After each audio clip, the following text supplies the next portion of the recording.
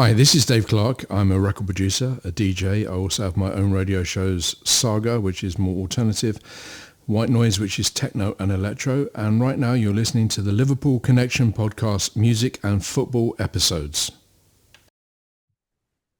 Hi everyone, welcome to the Liverpool Connection Podcast. I'm your host Daz. This is usually my music and football episode where I bring on a guest that loves both. Today it's just all about the music. We'll probably get into life as well. But yeah, I've got an absolute legend. And, you know, legend does get banded about quite a lot these days. Pretty much for anyone that's, you know, done half our stuff. Well, not this fella. When John Peel calls him the Baron of Techno, and I have so much respect for John Peel. I grew up listening to him. But he has one of, I think, the best techno shows going about. It's the longest running one, Whitenoise, and he's also got his Saga series. It's the great Dave Clarke. Hello. Podcast, mate.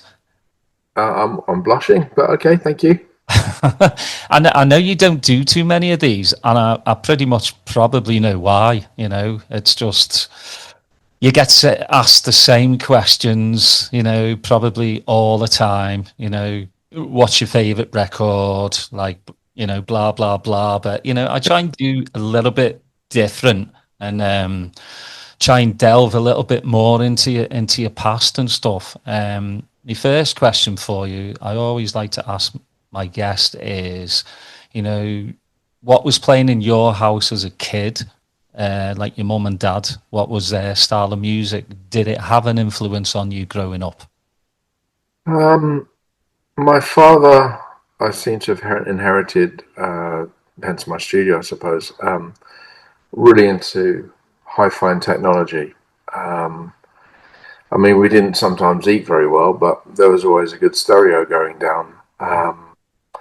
And he was super into that. I mean, he even did like apparently a radio show on BBC Radio Brighton, as it was then, but probably is Radio Sussex now, about quadraphonics. So he was like really deep into that. I remember going into record shops, hi-fi shops that had these ultra HQ records, you know, and this was like in the 70s. So, you know, this is already pretty deep.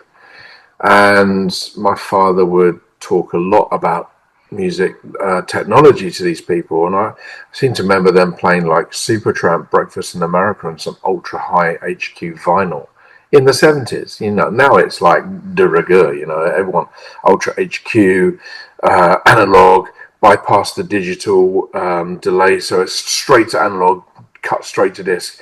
But he would go to these places and also disco shops. He had some disco lights. And that really got me intrigued just on the whole technology thing. I mean, he passed away quite some time ago, and the only thing really that I took from the house after he passed away was actually an old JVC Spring Reverb. I haven't used it since because the technology in it is pretty dated. It sounds like maybe quite a lot of mice have set up home in there and set up with a nest. It's very furry, shall we say.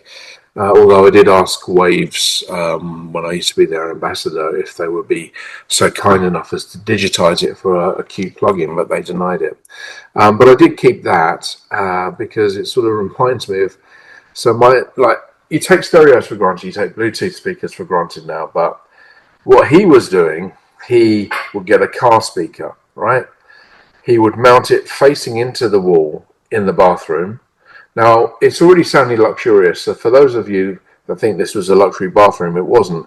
It was the same kind of bathroom that had the rubber mixer thing that would always pop off the moment your head was underneath the mixer tap and then burn your scalp, right? So not really like posh, but there was a speaker in the bathroom which enabled me to stay in the bath listening to music, which we take for granted now, I think. But in those days, the bathroom was just like, you just did your thing and you left out, and you know, you just hope that the soap and the rope didn't have family pubic hairs on. That's how it went, right? But he had the speaker in there, and then we'd listen to radio through the spring reverb. Bizarre. No, it makes it really warm. And I was like, okay, cool. And I really got into that from that side. My father's musical taste, I really didn't inherit apart from ELO. We really saw eye to eye on ELO. Like Jeff Lynne is a genius, totally a genius. So, we used to be in the car together and listen to Mr. Blue Sky. I remember him taking me to a burger bar after my parents divorced, and Mr. Blue Sky would come in the background, and it was really nice, really nice to hear that. And we both really gelled on it. And Last Train to London, things like that were really, really good. But basically the rest of his musical choice, apart from really hardcore, ultra loud sort of classical music, was James Last. I don't know if you know James Last, but James Last basically looks like what DJ Hell does now. James Last, and he was like doing all this orchestrational stuff, which really no interest. But there was a crossover point with my father as well. When Star Wars came out, there was like a disco album that came out of it by Miko, and he had that, and I was like, oh, this is all right, I can get into that. And then my mother, whom I haven't spoken to for like 15 years, she was into things like Elvis Presley. She would dress up in front of the mirror and pretend to do vocals, pretending she was Elvis Presley, which was interesting. I remember being very sad that he died without knowing too much about him, because I just heard his music all the time. But the upside of that, there was a cool crossover moment in my parents' life before they got divorced, was they used to go to discos. Now, I'm not sure if this was like a sort of cue for the semi-middle class yucca-tree in the window vibe, if you know what I'm saying without saying it. I do have a feeling it was kind of that way inclined, where they would go to discos together wearing satin shirts with, like if they were on my motorbike, theoretically they could actually take off and launch themselves with the collars as gliders, because they were that big, and they will probably fly away. So when but they started to get disco records, and this was fucking cool, like really cool. I remember hearing things like Blonde on Blonde, like the cover version, with the two women on the front cover, like snakes. Lots of other music, weird shit like Errol Dunkley, OK Fred. I mean, okay, we can forget about that one. But some really cool disco stuff like Roy Ayers, Lonnie Liston Smith, on 12-inch, on Flying Dutchman 12-inch, like really cool shit. And what was really cool is that they had like a little record box, and I think my mother became friends with the DJ at the club or something, I'm not sure. And she learned to have like write the title on it at the top with a sellotape stuck to it, so you could actually flick through the top without looking at it. And I kept that throughout all my DJing career with records, but with a Dynatape thing instead, so I can see it from the top. It was more waterproof, sweatproof, and much more robust. But I got into the disco side of things really through my parents going to discos, which never would have expected. And I really liked some of those records a lot. And I managed to, when I was talking to my mother maybe 30 years ago, asked if I could have those records, which I kept. And that was really, really special, actually. And yeah, as I said, my father would get disco lights, because obviously they were going to have the disco. Again, I think the yucca tree not being in the window kind of was in the window, if you know what I mean. Downstairs, and you'd hear all these tracks like push in the bush, which I now know what that means, but at the time I really didn't. I just thought, oh, okay, kind of into gardening this lot, and it was fun. And then my dad had the disco lights, and of course they split up, and then he had disco lights for no reason. I then got those disco lights. I learnt incredibly quickly about the power of electricity, because it had like a bulging multi-plug at the back, and I had it open, so I wanted to find out what the channels were, because I knew that I could actually plug in my Christmas lights, which I was given a very small attic at that time, which was Dave's Disco, first disco I ever had, and I had Christmas tree lights pinned all the way up the top, but I wanted to know which channel it was because I wanted them to go 1, 2, 3, 1, 2, 3, 1, 2, 3. I thought, okay, well, I don't know, I can't be bothered to screw it up every time. Sounds like a great idea, right? So I then actually just attached it when it was live, right?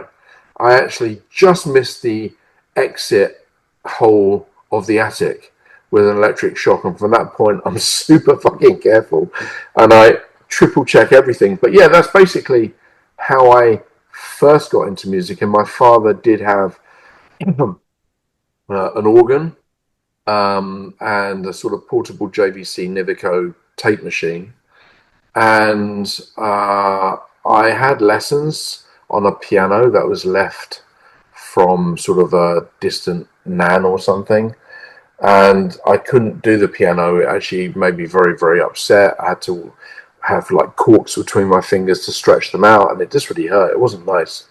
And it was also very emotional when you actually start physically playing some of the music that you really love.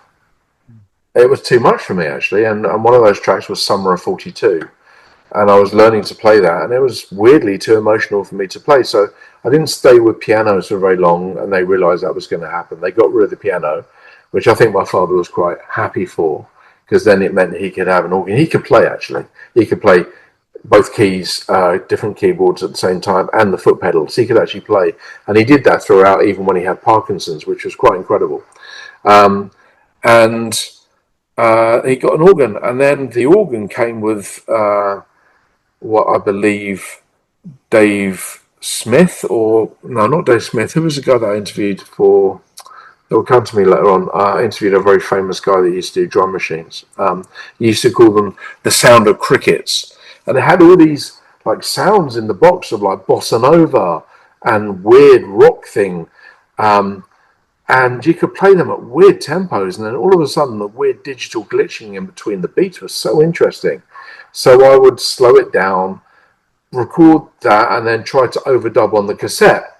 I dread to think what it sounded like, but I used to have great fun doing that. It was really quite a special thing. Are you one for like dissecting music? Because for me, when I hear a track, I have to know everything that's gone into it.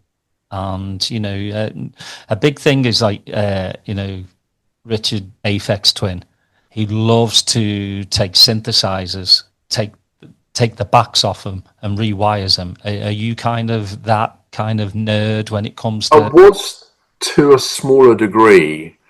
I think I was too nervous about breaking things, and also having an electric shock when you're quite young is quite a thing to keep you in check, really.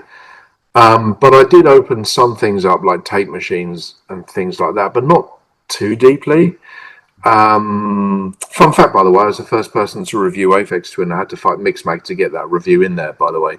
But I wasn't really one of the guys that used to go down to Tandy realistic Maplins and build something from scratch. I would get blue LEDs, and I would add LEDs and try to make my own VU meter, sort of the more simple stuff. I wasn't really I don't think I was patient enough. I mean, I don't know if you've ever tried soldering, but it's not that much fun, and it's not that easy. I still sort of remember getting desoldering something as simple as the pitch fader in a Technics SL1210, which I still have to this day, to replace it because it was crusty.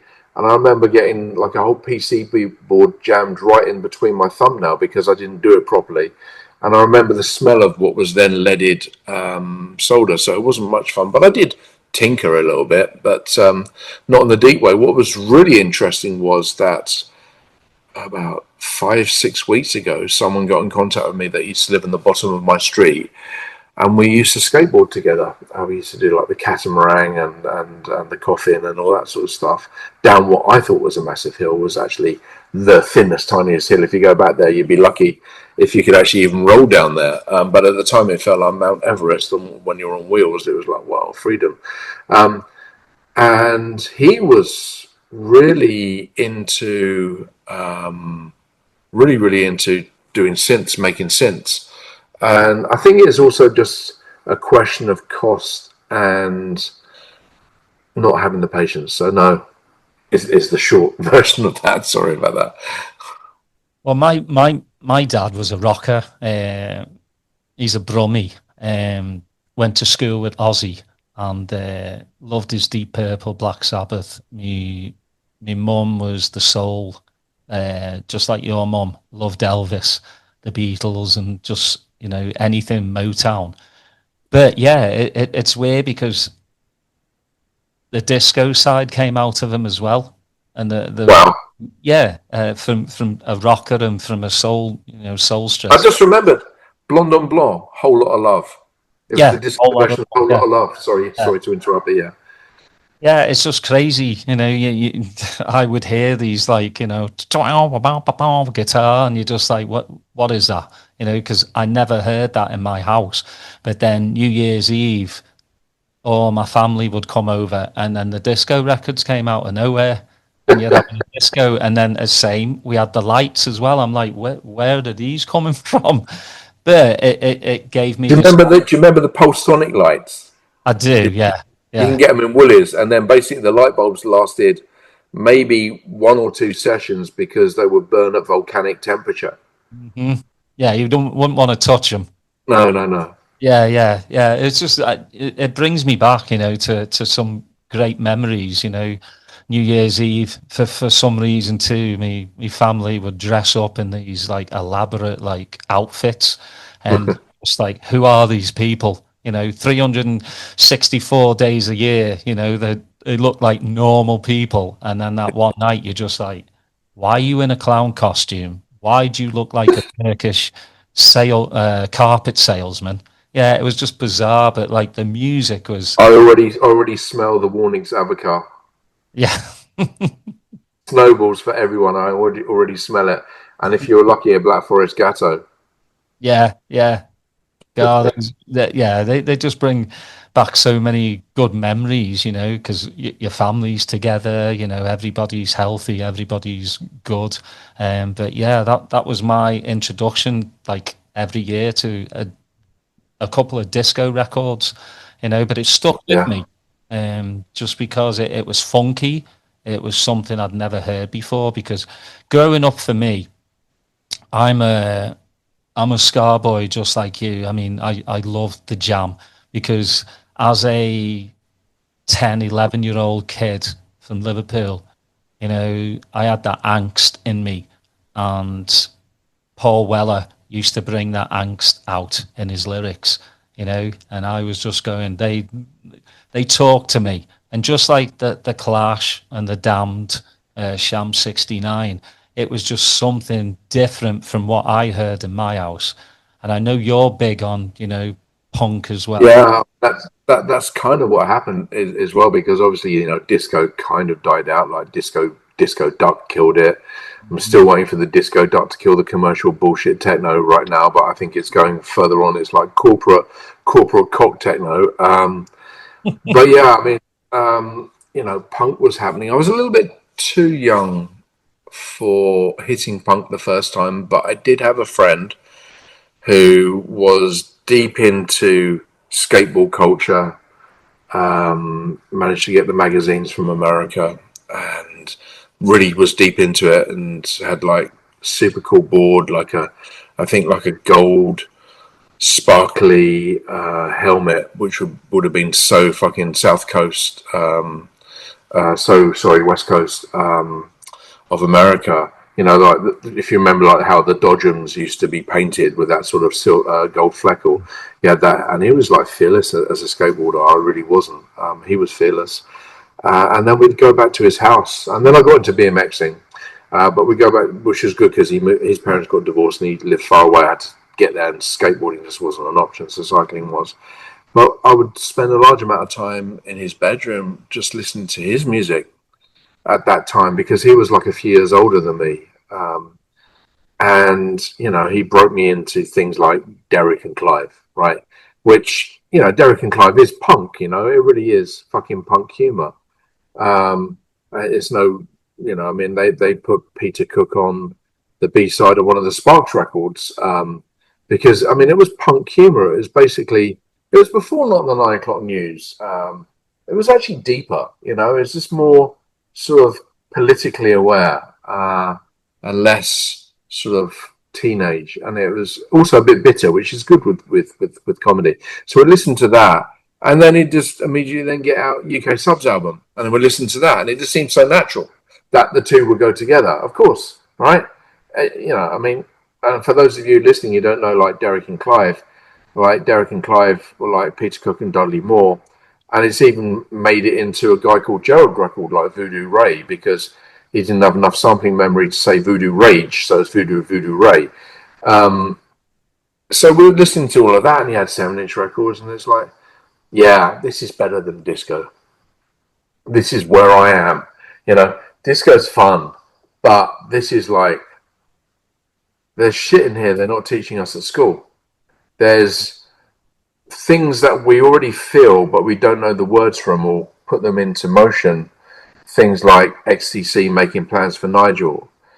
Of course, I still like pop music, like Queen, of course, absolutely.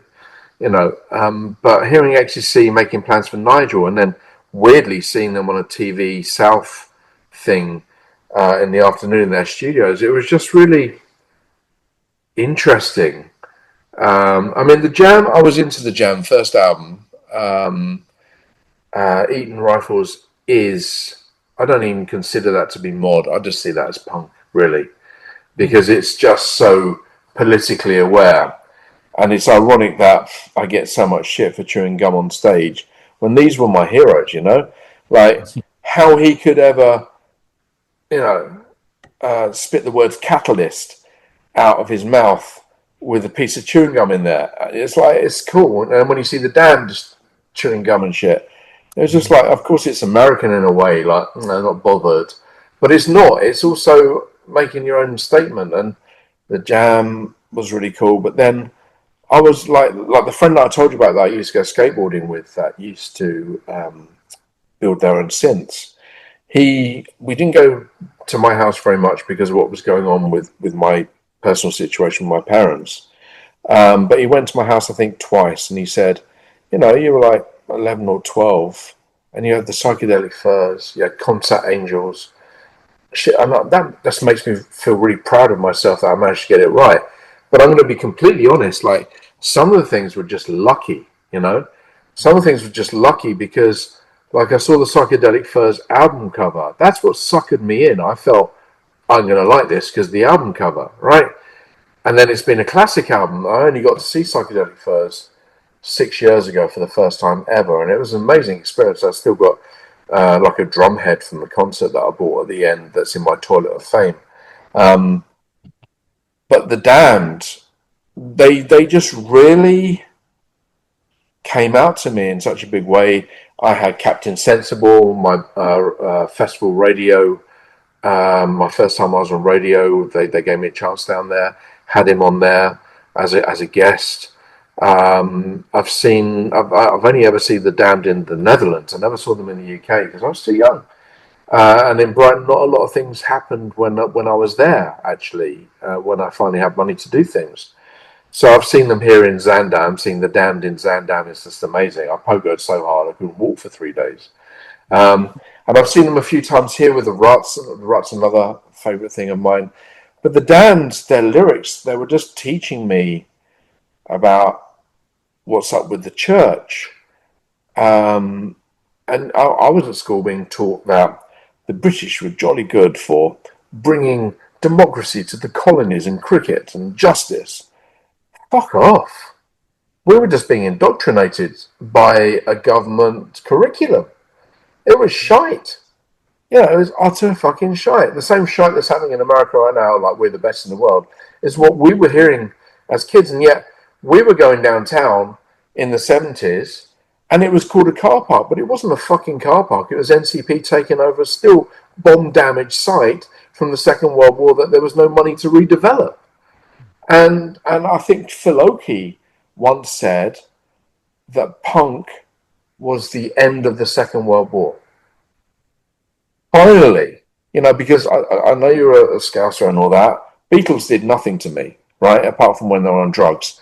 And I don't do drugs, but when they were on drugs, it all made it fucking interesting for me. The rest of it, I just couldn't be bothered with it. I was like more Rolling Stones kind of guy, you know, but not deeply, not until later on. But, you know, punk came out, and it was like the end of the Second World War. It really felt like, I think the Swinging Sixties was much more about just finally being able to fuck without any guilt, right? And then putting that to music.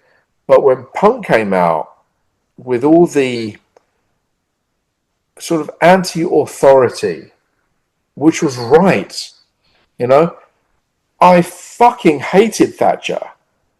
I will always respect her for holding a point of view and sticking to it, because I could still hate her because she didn't change like all the politicians are now changing all the time. She had a point of view, hated it, right? Hated it. Respect her for keeping to the point of view because people knew what they were voting for, right? But I fucking hated her. And punk came around and things were changing. We finally thought we could do our own thing. We could be who we want to be. And, you know, of course you can trace it back to like the Who with My Generation and things like that. Of course you can. But punk was bigger and it was angrier and it was more challenging. It wasn't just going on to Bill Grundy, just going, oh, you're a bit of a rotter, you're a fucking, you know, all that. It wasn't that. And Sex Pistols to me were comedy anyway, right? Total fucking comedy. Apart from like a few tracks which were amazing. Still comedy. I mean, God Save the Queen is fucking amazing. But still comedy because it's Malcolm McLaren. It's always going to be comedy. It can't be anything else, right? But they came out, the Damned, the Ruts. I mean, the Ruts, sus. Kids don't know what sus is now. Stopped under suspicion, right? Just fucking insane. And it all, I was on the South Coast, which meant that below me was the sea and above me was London and a thing called the North that I didn't really know about until maybe John Peel, right? So we didn't really have comparison. And then all of a sudden we're hearing what it was like in London. We're hearing what it's like in the North. It's like, holy shit, there's real stuff going out there. Because the news, the way it was presented at the time, again, was very, very predictable looking back. So timely now, but at the time when they had the euphemistically called troubles in Northern Ireland, they'd always go, and back on the mainland, as if that's some extra periphery piece of shit on the outside that's annoying us. You know, I'm on the mainland now. I'm in Europe. Do you know what I mean? And it's like, but all this stuff was going on, and punk just really cut through that. It really cut through that actually in Belfast with the undertones, with happy, what was it? Happy vibes or feeling Terry shop over there. And he basically, amazing documentary. I wish I'm not very good with names sometimes.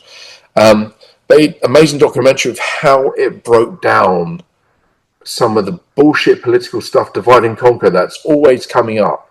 So people get the winnings and those that lose. And the Ruts came out and it was like, holy shit, UK subs. I mean, do you remember the amazing series, This Is England? Right? Yes. When This Is England came out, and I heard UK subs on there, I cried. It's still there. It's still, because it just had that feeling. I mean, I went to a skateboard shop the other day and they played it and I said, you don't realise how intertwined skateboarding and UK subs are to me. But the music at that particular time was the education that we lacked, that we should have had, taught to us by people in cities I'd never been to, in 200-300 miles away from my home. It just opened everything up in the way that the TV news was not doing, or the newspaper was not doing. And I was hooked. I was completely hooked. I was hooked with Ska. I was hooked with the Selector. Pauline Black, I just have an amazing admiration for. The Specials, again, I never saw them in the UK. I saw them here. With the original drummer, thankfully, went both nights. It was incredible. These guys, who also went through an awful lot of stuff themselves personally as well, were the guidelights for all of us who knew that what we were being fed was wrong. Mm-hmm. Yeah, 100%. You know, it's for me, you know, again, coming from the Northwest, you know, Thatcherism could care less about Liverpool. You know, that's why this whole, like, a lot of Scousers don't sing God Save the Queen. Don't, you know, they boo it, the national anthem. It's because we were put to the side like we were scum, you know, just Yeah. like you said with Northern Ireland. Leave them to themselves. Like, who cares? We'll just, Yeah. you know, we'll just bypass them. And that's why, like, a lot of these bands really, like, spoke to me. And you know, I wish I had a music teacher, instead of teaching me like school hymns, would have Yeah. taught me like ska, punk rock. I mean, yes, it's great to find that yourself. You know, there's nothing better to find in music yourself. You know, but I feel like you know, bands like the Clash and the Damned, they refined what punk was. There was a much better artistry. You know, like you said, Sex Pistols, they were the poster boys of punk, but they were shits and giggles. Yeah. That's them. That the Clash. It's only when Johnny Lydon went out to Public Image Limited did it actually get interesting. Sorry to Yeah, interrupt, because I don't want to put it down completely, because there is still talent there. But anyway, yeah. yeah. There was just more artistry for me with the Damned and the Clash. You know, the lyrics were what I felt. You know, and to this day, I mean, like, you go back, right, and you know, you listen to like Liam and Noel Gallagher talk about Oasis, and you know, Noel will say, somebody will talk his interviews will be like, you know, how come you don't make records like you used to? He's like, well, I'm not on the dole, and I'm not 20 years old anymore. You know, I'm not smoking, I'm not doing drugs. So, you know, that's understandable, but it's just something about punk and ska. I mean, the same with the Specials. Terry Hall, just, I mean, to me, they're poets. Yeah. They really are. You know, the modern day Even poets. even the second album, when they went fully posh and had a color cover, right, which was a bit upsetting for me in a way, which is weird because I love Devo and Psychedelic Furs, but I was like, okay, you're not two-tone anymore, you've gone full color. I get it. Okay, what's going on? It took quite a few listens to get into that second album because it was really musical, but actually, that second album is fucking good. Mm-hmm. And I realized that maybe a few years afterwards, it's fucking good. Like, really, really, like, clever and really musical and still raw. Yeah, I mean, that's the thing. Like, I think, are you a Bowie fan? Yes, I am a Bowie fan. My Bowie, because everyone has a generation of their Bowie, right? Yeah, yeah. But my Bowie came to me with Ashes to Ashes and Oh, Fashion. And then when I heard Ashes to Ashes and Fashion, and actually when you hear like the bass line, boom, boom, you hear that in some fucking two-step, right? You still hear it. And in fact, actually, one of the rhythms of, I think on the album Ziggy, actually did dancehall. I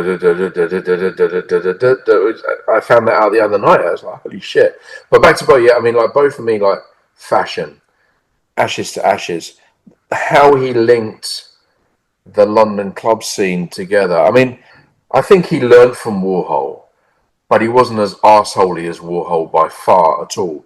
So, you know, you had Steve Strange in that video. Like, you know, you'd have Diana Dawes in the video of Adam Ant, which is also fucking genius, by the way, shot in the same kind of weird, oversaturated way. But Bowie had like Steve Strange in there, and like Ashes and you know, bringing back Space Oddity in such a clever way. You know, I found a 12-inch, not very expensive, of a radio promo for American DJs, which was Space Odyssey, segued, not mixed, segued, to use a John Peel term, into Ashes to Ashes, because it was the transmogrification of David Bowie from then to now. So, fashion, actually, all that stuff was amazing. And then, of course, absolutely. The only thing I wasn't into was Tin Drum. And I also was it Tin Drum when he did his sort of weird jungly thing? Yeah, yeah. I think didn't he have Goldie involved in that? I don't know, but I just know that I thought this is not his lane. Not in a snobby way. It Hmm. just felt like someone trying to grab onto something to remain relevant, as opposed to being really present. And the same with I think it was Space Boy or whatever it is, which I've actually now softened over. Actually, I quite like it. Um, and that's the only exceptions. I was listening to Black Star the other day, and tears still came to my eyes about him. I got that on red vinyl from Japan. It's just like I mean it's an It's just ode to himself. Like I mean, if it's you a if you gift to think all about of us. to Dave, it came out on his birthday, 69th birthday, 2 days before he passed away, and it Amazing. it's just I think it's him going, this is me, this was my life, take it for what it is, and like I listened to it the other day and just tears, I know. just It's a gift to all of us, and I cherish that. Um, and then subsequently afterwards, I like after Fashion and Ashes to Ashes, I got into Genie and all the other stuff. Not so much the sort of dramatics when he's on stage doing his London accent and all that, but when he sort of became more the artist of who he is and who he continued. Yeah, I mean Bowie is, yeah. Um, we lived through his times, and incredible. well, I'm But even surprised. though even though we can still sort of like still not see eye to eye, like he was on Glastonbury with his Union Jack coat, and I was like, I prefer Scottish independence, really. Because it's kind of deserved. They got a little bit fucked over after the Panama Canal, and really, they've never been treated well like the Liverpudlians, and never had their own real proportional representation.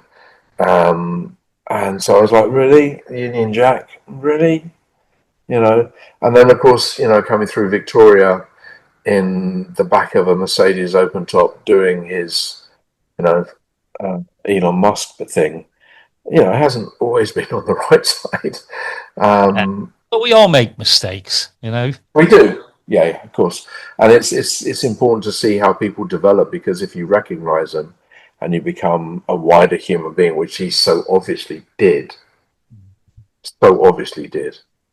and the world was a better place for him, because of him. Well, I'm surprised then listening to your backstory and stuff that you didn't go down the punk route or the ska route. You're doing dance music, electronic music. All right. Well, yeah, it's a long story. So if I truncate it quickly, so obviously disco from my parents, then into punk. At the tail end of it, because I was too young, but appreciating it and embedding it into my psyche because it means a lot to me. I mean, like even Hazel O'Connor, like her lyrics, prophetic, really prophetic. Weird that Breaking Glass was executively produced by Dodi Fayed, by the way, really fucking strange. But like going through the punk and then the new wave. The new wave really came through, and of course, the new wave was much more metronomical, right? It was incorporating more electronic things, synthesizers, of course. Gary Newman, drum machines. Sisters of Mercy, drum machines, full-on drum machines. Is the leap that big? Really? Is it? I'm not sure, because if you then push it all together, and then when electro came out, I was like, holy fucking shit. Now I can breakdance and do weird shit as well. This is like really fucking out there. And also, let us not forget that electro also had the ability to be political.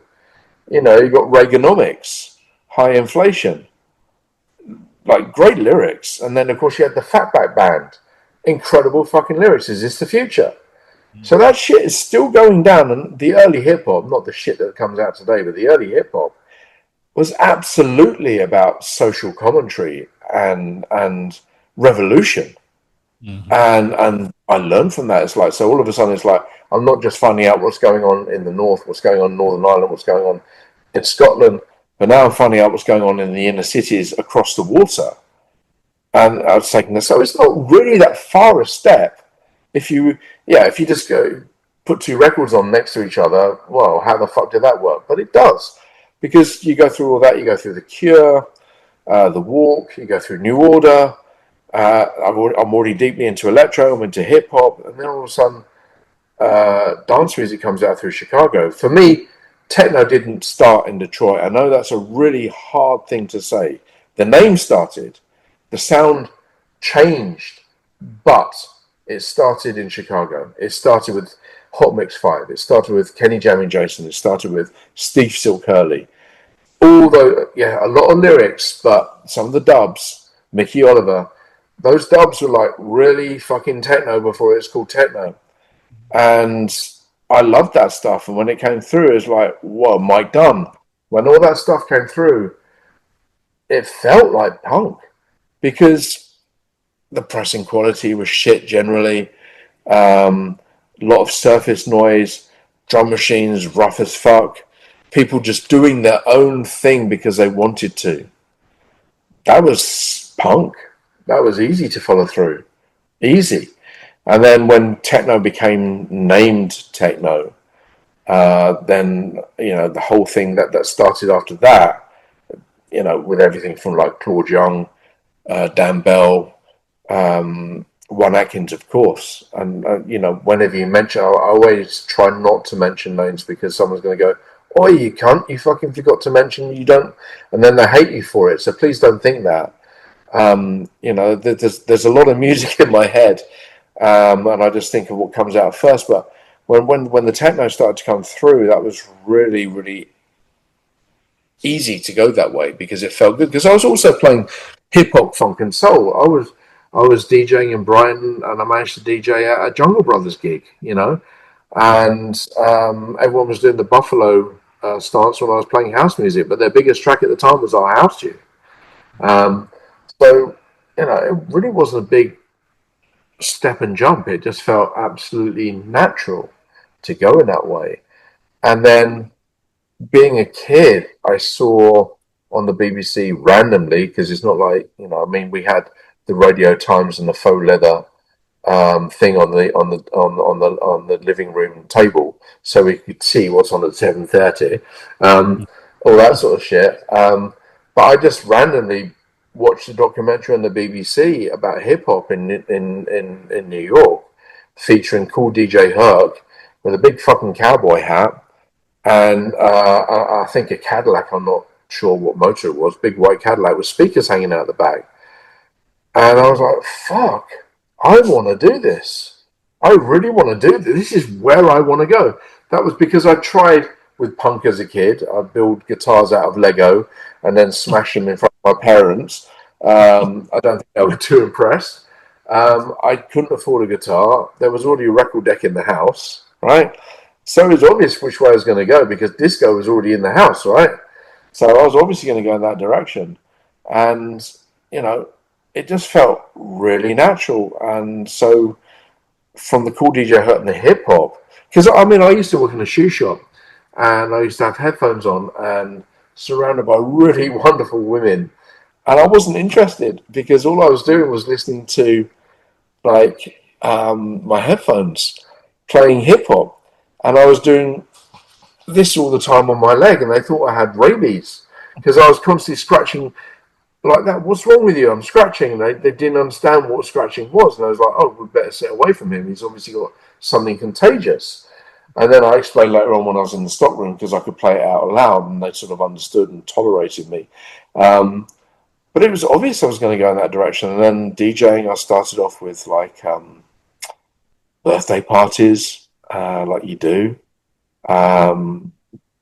playing off tape and one record deck, trying to mix the two together. Of course, no one was really critical in those days, so you managed to get away with a lot of shit.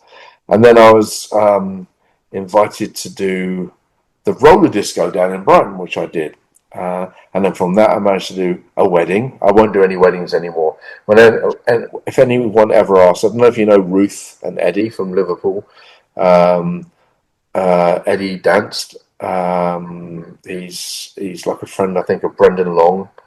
And they wanted me really kindly to play at their wedding, but I won't DJ at weddings. I DJ at divorces because my music is much more for divorce party than a wedding. But I was invited to DJ at weddings, and I did, and I got my 50 quid, and it was cool. And then, I was DJing at the roller disco, which of course goes in with Kenny Dope as well. They were doing it in far cooler environments. Obviously, New York was the place to do a roller disco, not fucking Hove Seafront at the King Alfred. But, you take what you get. And I did have fun. I learned a lot down there. I was playing with 2 turntables, no very speed, belt driven, random as fuck, feeding back all the time. But I got through in the end. It was kind of cool. And my father was quite supportive, which really helped. And then I just carried on through there. Then I managed to get gigs in clubs. But I don't really see how far apart. I mean, if all of a sudden I was into punk, and then all of a sudden, I went into doing opera singing, yeah, that's really far apart. Okay, maybe Nigel Kennedy kind of fits in between those two things, but for me, it's a natural movement. It doesn't feel complicated, confusing. It just feels natural. And now, sadly, for at least the last 8 years, techno is no longer perceived as a genre of punk anymore, of political undertones. You're told to shut up and entertain. You're not allowed to have a political opinion. Yet a plumber from Glasgow can have a political opinion about you having a political opinion. That's the bizarre thing. And it's just not political anymore. It's just really corporate now. Yeah. Well, I mean, yeah, obviously, the corporate side has taken over because, there's a handful of people that want to take from this scene, from this culture, because they see pounds, they see dollar bills, they see whatever they can grab. And then once they get tired of that, they'll go on to the next thing. But one thing that I do want to say, and it's quite bizarre. Well, not quite bizarre, but like, I think 11, 12 years ago, you played at Boiler Room and you had the T-shirt on that said, don't suck corporate cock, right? And it's Boiler Room. Now look at Boiler Room. I know, but I knew that was happening at the time. Yeah. Can I explain what happened? Please do, So Boiler Room asked me to play at that time. At that time, they were sort of okay, cool-ish, right? And there was no money I was being paid for that at all. But it was okay. It was during ADE. It was literally at a house 5 minutes from where I lived. And it was a tiny room of maybe 40 people, right? And I was actually okay with that. It felt something fun and cool to do, right? This was before Boiler Room changed. So I did that, and it was kind of okay.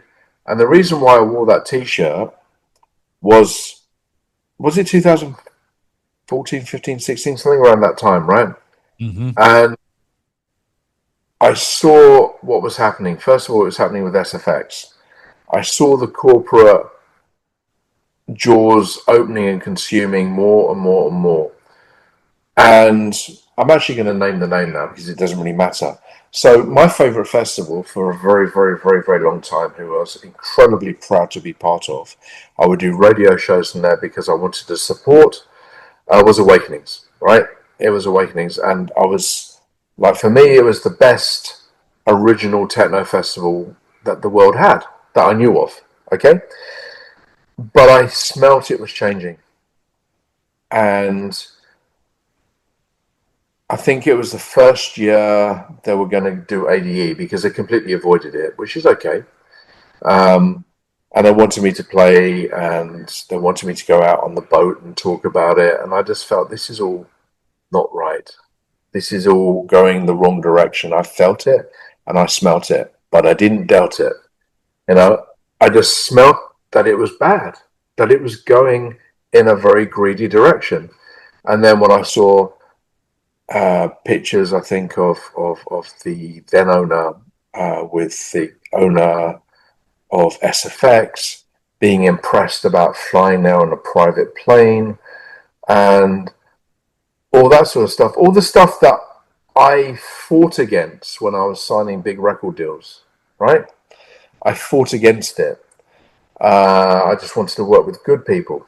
So I fought against it. And he basically looked like he was being fingered in the bike sheds. And it was his first fingering. He just looked all smitten by the attention that he was getting. And I just knew that it was going completely in the wrong direction. I just completely knew. And then within 2 years, never played for them again, apart from one time for a friend.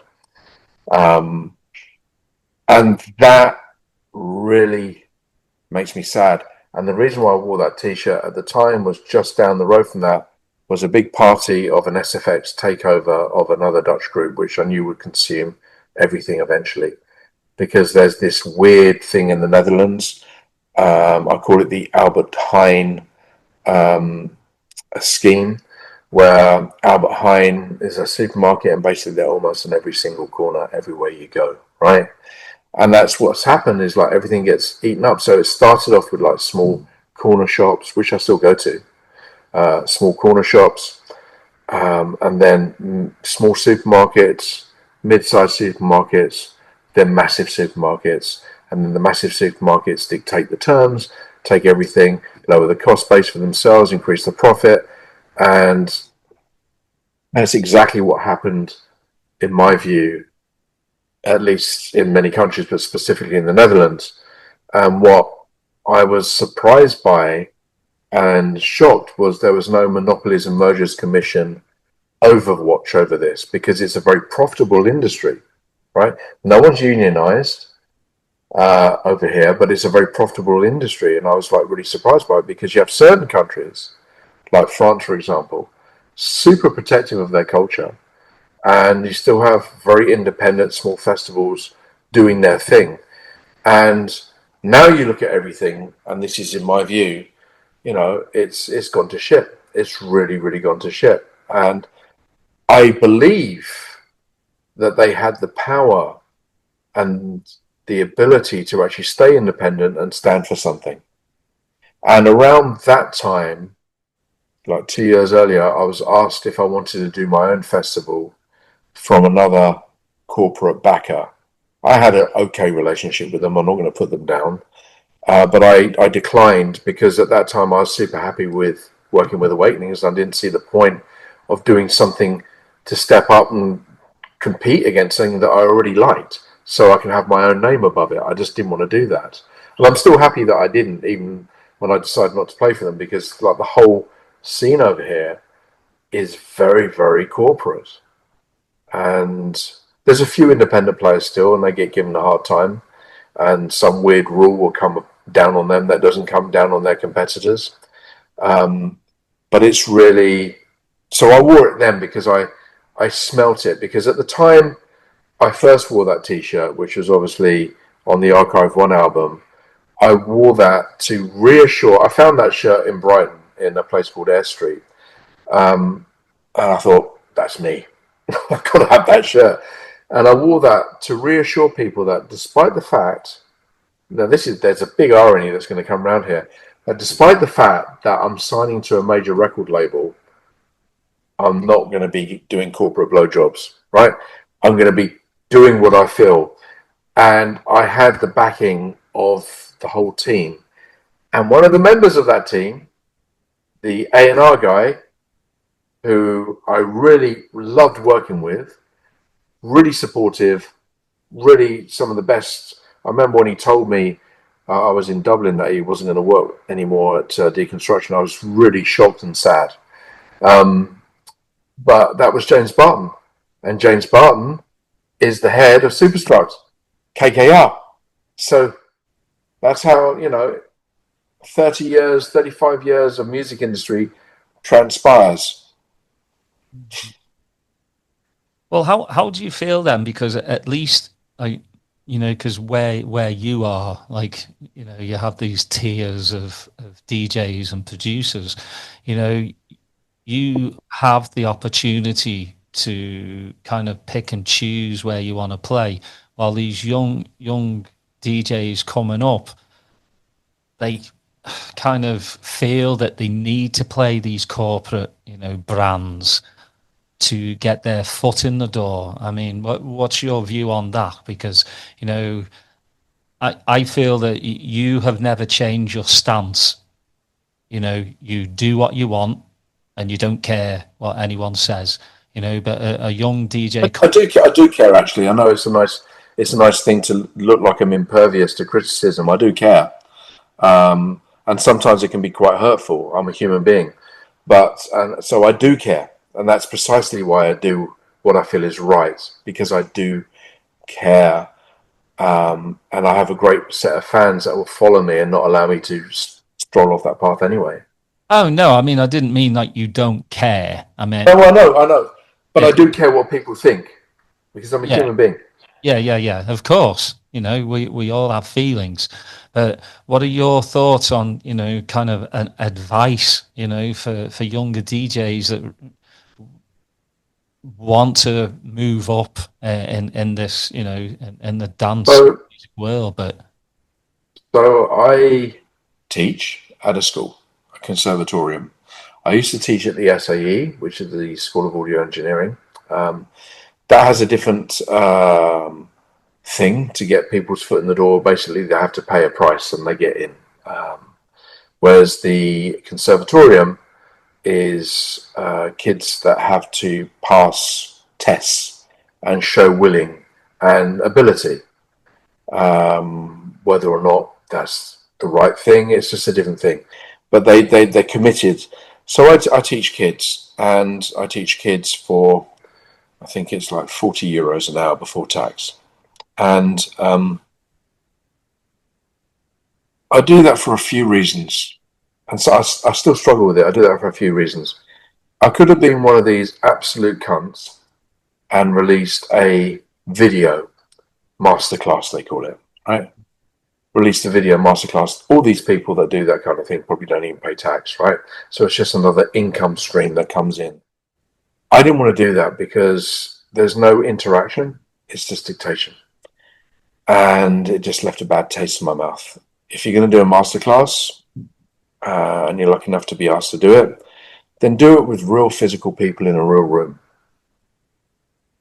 Because I learn off these people too. I learn off these kids. It's a two-way street. So I'm in there with the kids, and they want to be dance music producers. It's the electronic school, and I do teach a little bit of politics in there as well. How music and politics can be a force for good. And they're like, what do we do? What do we do? And, when I was starting out, there was no internet. We could just focus on what we wanted to focus on. Now they're just like, I've got to do social media. I've got to do this. I've got to do that. I've got to do the other. And then I'm in a rush to make music. Why in a rush? I don't know. Because there's less time to be specific with their music. And I teach them to try to start their own local scene. Maybe it's anachronistic. Maybe I'm out of time on this. Maybe I've got a completely wrong decade. But it's the only way to start their own thing and to build up a scene with their friends, their friends' friends, their friends' friends' friends' friends, and it starts up and they do their own thing, which is much, much, much, much more difficult now in certain places, like the UK, for example, with the clubs being closed down. So yeah, you're very right. It's like, well, how do I get my foot in the door? And am I going to be the arsehole that tells these people, no, you can't play? No, I'm not that arsehole. I'm not that arsehole at all. I will be the arsehole that says you should not do a video for the NHS, so to force people to have a corona vaccination so that you can do your work. Everyone has their own personal choice. No one should be allowed to do that. I'm not going to be the arsehole that does these kind of things. So you're right. It's difficult. And all I can say is follow your heart. Because as an artist, it's your heart that should lead. Follow your heart. Give it everything you can do while you can so that you can look at yourself. If it didn't work out, you tried. If it did work out, you tried and it worked out. And that's really, really what you have to do. It's the thing that gets my goat quite heavily and has done for a while is like people use politics to put a boot in with someone that they don't like for a personal reason that has nothing to do with the politics. So right now, people are understandably upset about venture capitalism coming in our industry and doing what they're doing. And some of those venture capitalists are obviously investing in arms and military and spyware and other things. So everyone has a right to be like that. And of course, I go back to my punk days, it's like, fuck this shit. Like, fuck this shit. Like, before I was speaking to you, I was listening to Killing Joke and other things, you know, fuck this shit. And if you are going to argue about, say, for example, KKR, fuck Boiler Room because it's KKR, be honest. Be absolutely honest. If Boiler Room fucked you off because you don't like the format, if Boiler Room fucked you off because they didn't pay, use that as the prime thing. Don't hide behind KKR. Yeah, we're not doing it now because KKR. No. Oh, but you're doing other festivals that are KKR. Oh, we can't talk about that. It doesn't compute. Either you are against something and you have the moral aptitude and fortitude to stand up and be counted across the board, which means that it will have financial implications for yourself. I've been blacklisted, right? It'll have financial implications for yourself. Do that, but don't fucking hide behind some bullshit that you don't even believe in the first place. It's even worse. Yeah, I agree with you. You know, there's nothing worse than just having a fake facade.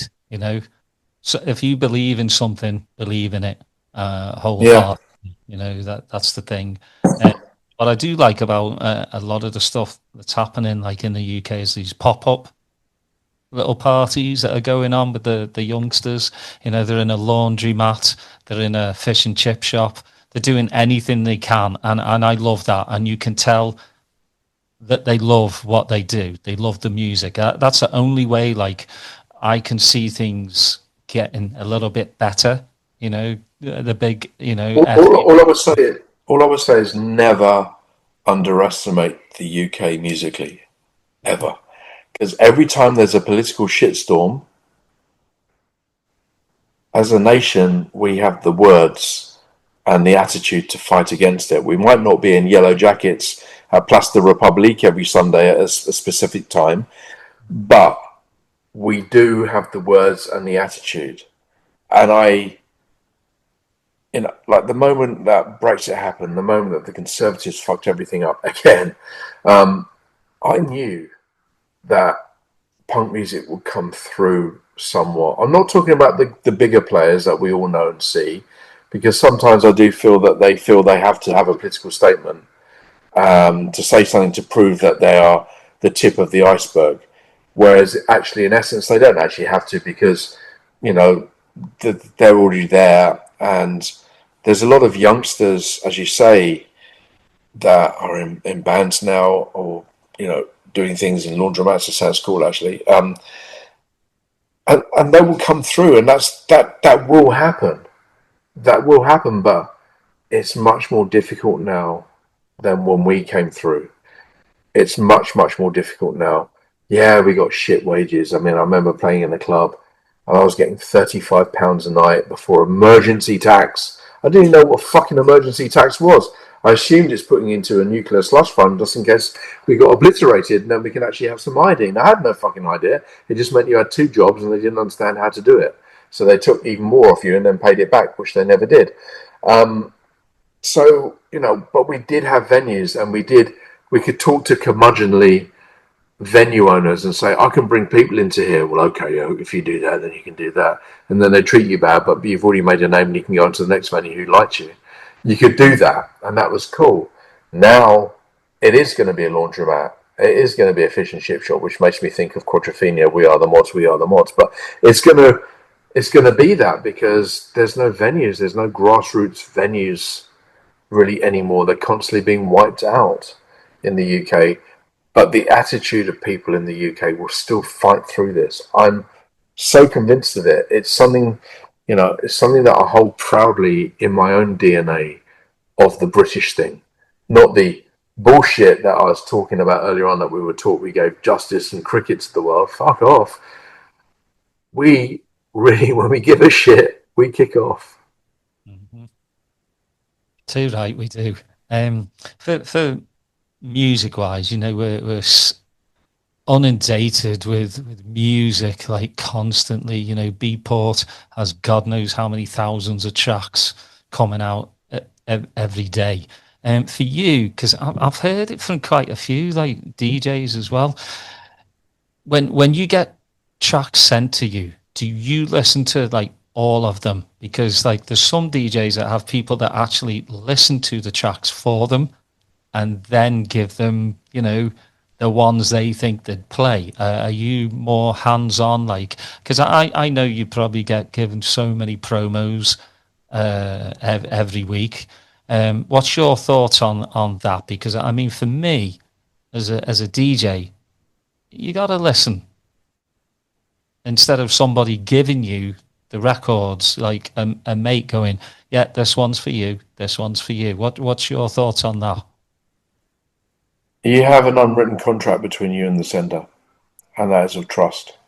Mm-hmm. Now, I try my best with that trust. So it's not going to be downloaded for Richie Horton for me at all, right? It's going to be, I download it and I will needle drop in the same way that I would needle drop when I was in the record shop. And of course, the record shop, there were filters there. There were people there that knew what you like, and they put stuff aside for you because it was limited. It's a different thing. It's not limited now, but it's limited to make sure that you got what you liked, and then, someone else didn't have it that shouldn't have had it, for example. Maybe it's gatekeeping, but it kind of worked in its own way in those days. But I would also still play music and needle drop.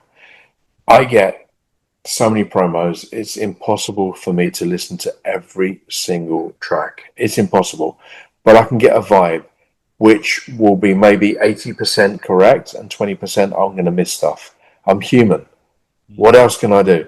I'm not going to hand it to someone who will probably do the same fucking thing, by the way, and then miss some things that I'd like. So I try my very best to listen to everything.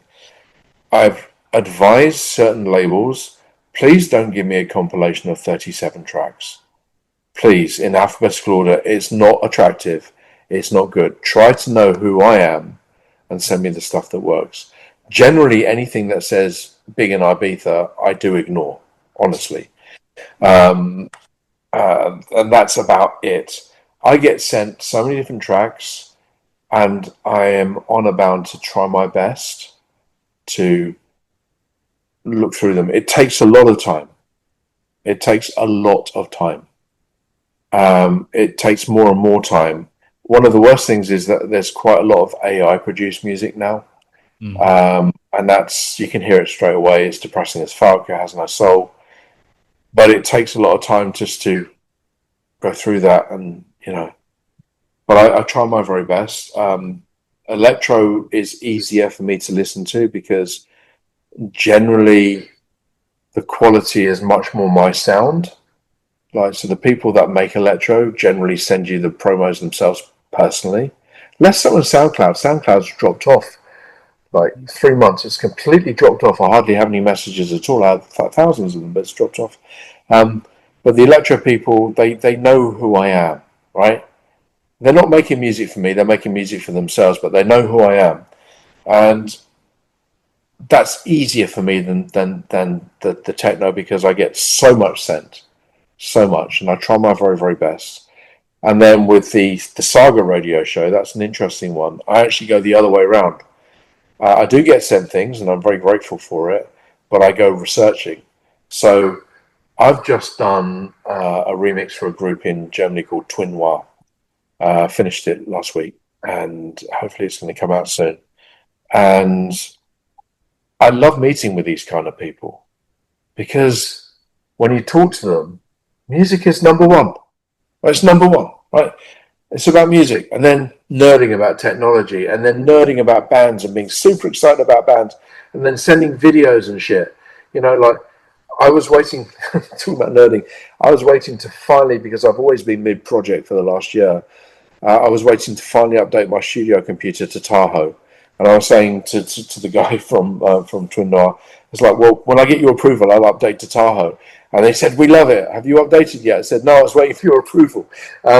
So, you know, it's a different clique. It's the clique that reminds me of when I first started DJing, of people being backstage talking about music like, Jesus, have you heard that new Claude Young track? Fuck, have you heard Brother from Another Planet? Oh, yeah, have you heard the new Reese track? Fuck, Dan Curtin, have you heard that?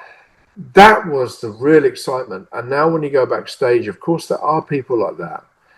But most of the time it's like, and I don't say this jokingly, but most of the time it's like, I'm really unhappy with my social media manager right now. They haven't done for what I need. A new manager. I need to be further forward. No one talks about music. But when you talk to the electro people, they do. When you talk to the pure techno people, of course they do. But in this industry, it's hardly there. So I get a real, excuse me, I have to have a little sip of water. I get real excitement about liaising, communicating with bands. Massively so. Fucking massively. We talk about shit. It's so cool.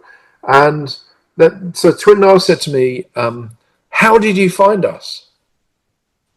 And I just went, I'm old school. I actually searched. I go down rabbit holes. As an artist, I detest Spotify. It's the biggest pile of shite ever. As an enthusiast, as a crate digger, it's the best tool that's ever been given to humankind, ever, for looking for music. It's like the world's biggest listening poll.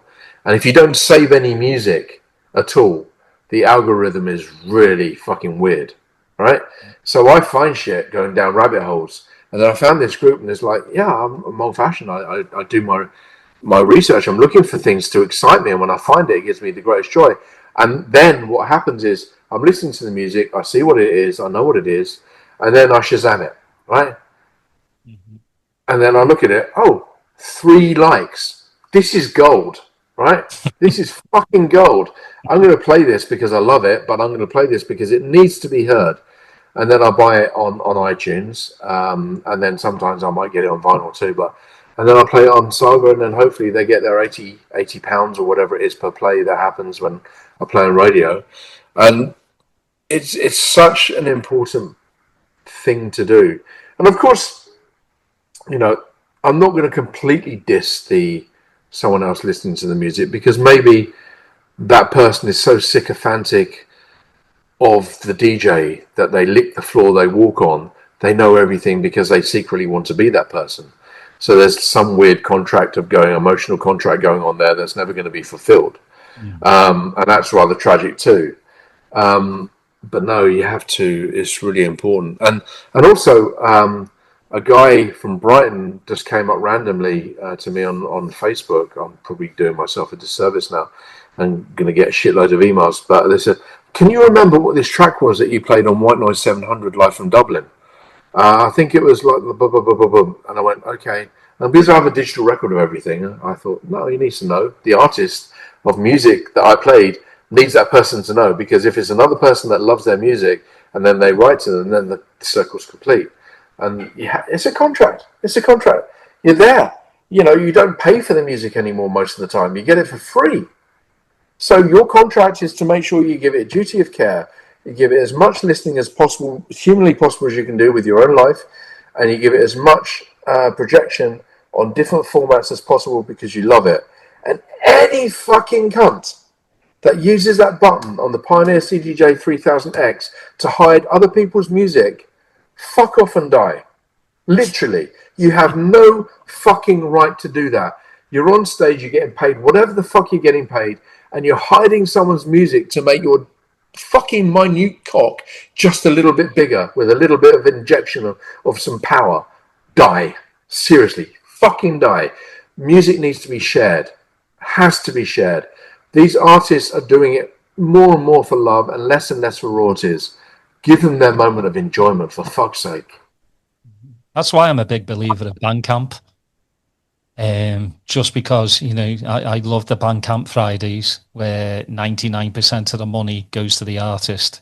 I've always said it, they're the ones that make the music. They're the ones that should get paid, end of the day. But you talk about rabbit holes. I go down so many rabbit holes on Bandcamp and I find stuff that I wasn't looking for in the first place. And then my new favourite band or new favourite, dance artist. But is there any better moment in your life when that happens? Oh, it's brilliant, isn't it? It's just like, it's that eureka moment. It's like, holy crap, where have these been? And you look, and they've been around for 10 years. Yeah. 20 years, and you're just like, oh my God, where have they been all my life? But the great thing is, Bandcamp is such a great community that you can message the artist and they will get right back to you like within 48 hours. So there's a connection already there, which I absolutely love, from somebody in Timbuktu that's created a track or an album, and I'm listening to it now, and then you go down the rabbit hole a bit more, you find out what record label they're on, and you check that label out, and then you find more stuff. It's just a never-ending thing. Wonderful. It is. And I'm lucky because I also do it on radio, and then other people then get into that loop as well. And then we didn't talk about it, but I just mentioned, but like the whole Saga thing also feeds back into my photography. I walk around with Saga music that I'm either going to play or have played in my ears, and I do photography on that. So it's just, all these artistic loops are so valuable. It helps me break out of the state of the world, and it helps me support artists and great music. It's valuable, I found a band, I think they're called Monochromatic Visions, and I just fell in love with their music, and I just ordered the album because I just had to have the album. It's just so special. It's just. I've recently gone back to 12 inches. I've just bought a few 12 inches recently, and that feeling of being disconnected from the whole digital world and physically playing music and looking at the sleeve notes. Fuck, I miss that. Like I got a Marianne Faithfull 12 inch, right? I love Marianne Faithfull, and like 12 inches is just my thing because it just sounds so much better, and it's much more resistant. It's less fragile because the grooves are wider. It's just easier. And then on the back, I found the photographer was, I think his name was Don McCullin, who's like quite a famous Vietnam War photographer. A friend of mine bought me, I think it's down there in the book. No, I'm not sure. Definitely a war photographer. And I found that he did the shot of Marianne Faithfull. And I showed it to my friend who got me clued up to Don McCullin. And then he said, but yeah, it's a Don McCullin photo, and you can see it. And I love that because that's what happened, say, with the Sparks. The Sparks, I had to sell the album to support who I was with at the time with food and stuff. I had to sell lots of music at that time. And it came out again as a special release. I got it. I read the sleeve notes. This was 2018. Found out the photographer was Jared Mankiewicz. Got in contact, said, look, I love this album. I always love the photography of this album. It's like when the Sparks are like upside down on the escalator on the train in London. And it's just black and white, and it's just, and I've actually even interviewed the Sparks as well, which is also another wonderful loop. And then I got in contact with him and said, would you mind taking my photo, please? And then we arranged it, and he came over here. His story is great. He took photos of Marianne Faithfull. He took the Stones photos. He took the famous ones of Jimi Hendrix. Guy's a fucking gentleman, a legend. You don't get that from digital. You get the enjoyment of the music, but you don't get all the superfluous stuff unless you double click here, go here, down there, blah, blah, blah, blah. You know, you don't even know what the fucking label is anymore, right? If you do everything on digital. It's just not there unless you do ... hashtag boom, boom, boom labels. You can't find shit. And when you do it analog, then everything's there. You know, I can't remember, I was like, oh shit, it's gone for me. I found out that one of the producers of one of the bands, I think it was maybe Talking Head Psycho Killer, was actually a cousin of a heavy metal guy. A famous, really famous heavy metal guy. Maybe someone in Van Halen or... no. But you find all these things, and then you start doing the internet searches and doing all the linkage, and then everything starts to make more sense that you already knew before. And that's how the knowledge becomes more exciting. Well, I mean, there's, you know, I think as teenagers, you know, you go down to Woolies, you go down to whatever, you know, HMV or Virgin, wherever you got your music from, you would run home, you would open the package, you know, the cellophane, you would... Can I do a confession? Yeah. I would run home a lot faster than you. And the reason why is because I used to steal them. Of course you did, yeah. Of course. I was taught how to shoplift by my mum, of all people. Oh, bless. And I then figured out that if I carried a frisbee with me into the the shop, I could maybe get 12 or 15 7-inch singles behind it. Oh, Dave, not proud. Naughty boy. I'm not proud, but you know, it helped me in the music industry. I don't think I'm the reason Woolworths didn't survive, but I'm sure it didn't help. It was pretty bad. But yeah. And there's me saving all my pocket money to get one. I did that too. 7-inch, yeah. I did that too, but my consumption of music was like voracious, you know. Like, I mean, I'm not proud. I can laugh at it now, kind of, not really. So sort of bad, because you know they had the Daleks in the sky. You remember the Daleks in the sky, the rotational cameras where there was only one in there, but you knew which one it was. Mm-hmm. You just knew which one it was. Anyway, probably not the best. Yeah, there's nothing like, you know, bringing it home and opening it up. The smell of brand new vinyl, I absolutely love. I'm one of those weirdos. But reading every single word on the album, and then I do the same. I search, you know, the photographer, the sound engineer, the producer. I would look them up, you know, and not that we didn't have computers back then, so you'd have to look up. We had smash hits. Yeah, you'd have to look, you know, through different avenues, and I miss those days. And it is, I just find, you know, searching for music online, pressing a button, putting it in your little queue, pressing the button it's soulless. I'm 50-50 on that, because I'm really digital as well. I get it. I mean, the enjoyment of playing real vinyl, reading everything. I mean, like, I still remember all the lyrics of Staring at the Rude Boys and C30, C60, C90 Go, because I read the lyrics on the lyric sheet that came with the vinyl. But there is something quite special what you can do with music digitally that I also really like.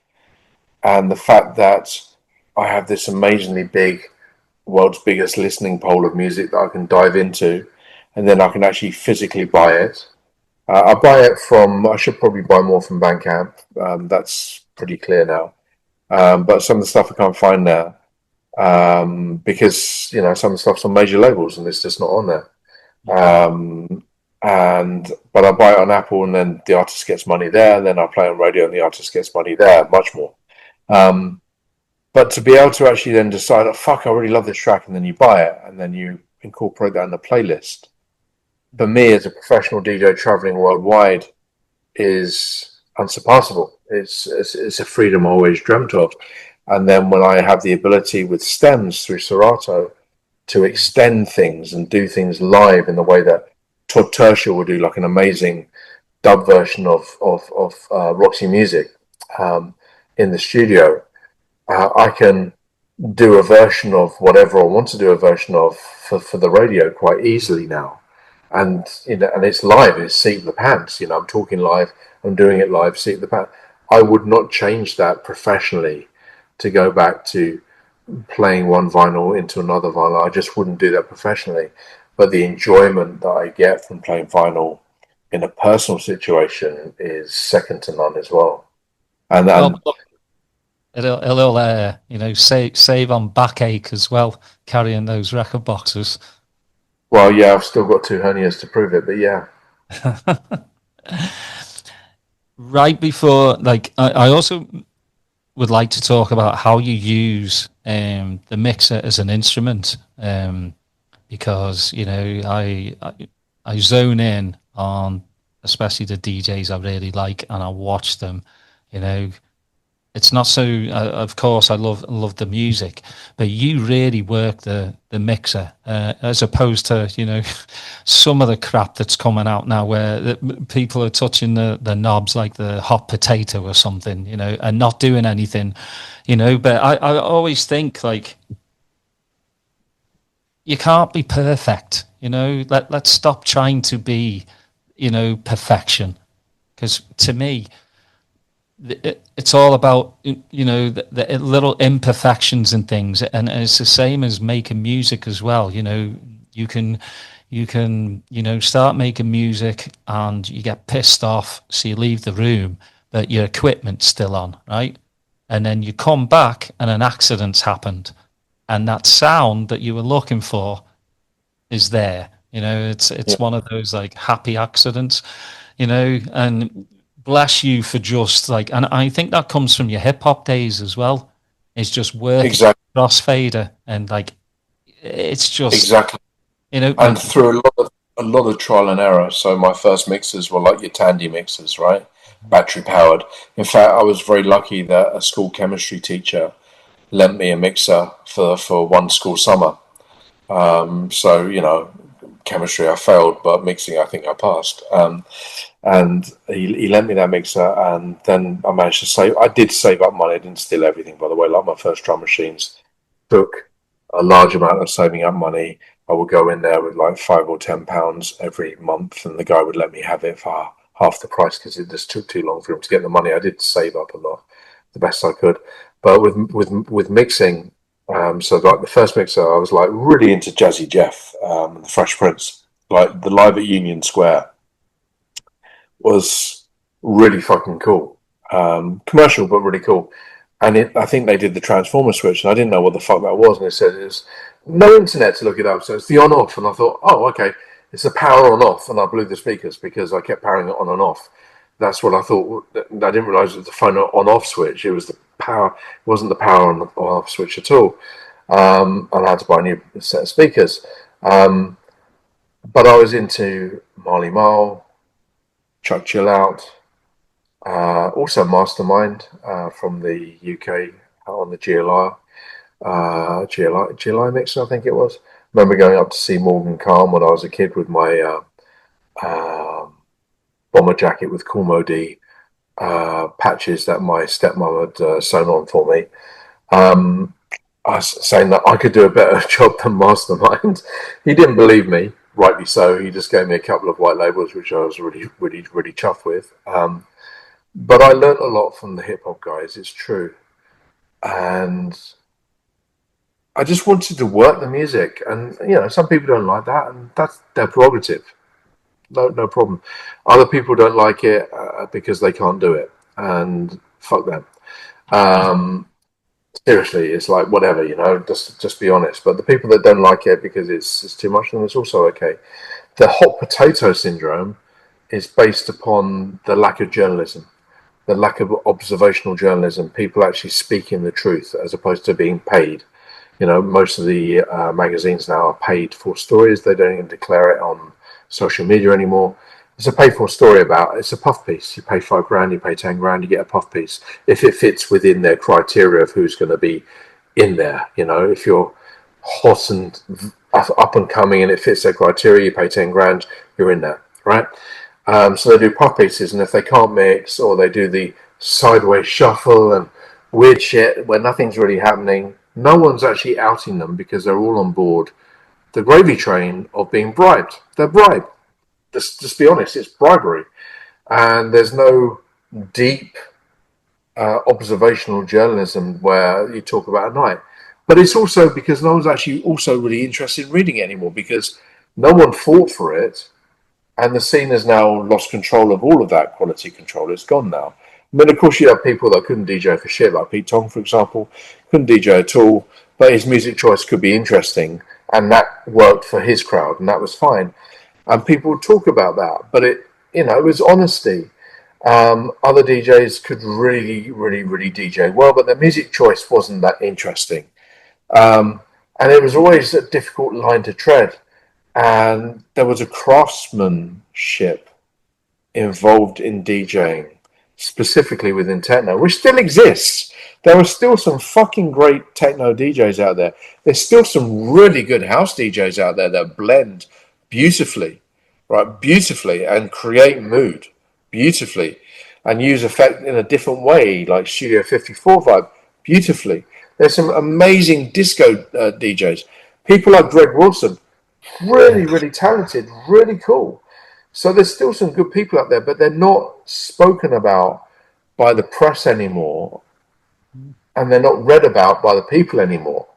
So the hot potato syndrome is there because they all looked at our videos, they all looked at how we DJ'd, and thought they can emanate that without doing anything, and it makes them look like they're a hero.